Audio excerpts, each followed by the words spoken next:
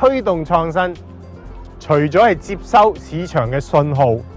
同埋公司本身面臨嘅種種僵化跡象之外，最緊要嘅就係領導人嘅倡導。所謂領導層嘅倡導，就係我哋講嘅 PVS， 就係領導人必須要 personal 親力親為、visible 有透明度，同埋 sustainable 即係可以持續落去，三者不可一缺。三者如果完全推動出嚟呢，就創新可以長久咁有成效。企業創新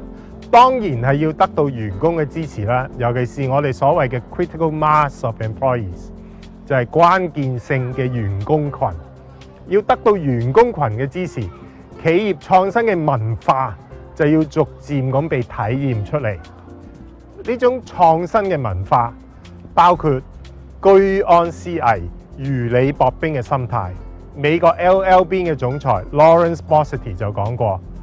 ：We always walk on a burning platform， 就係我哋永遠喺一個燃燒嘅平台上進行我哋嘅事務。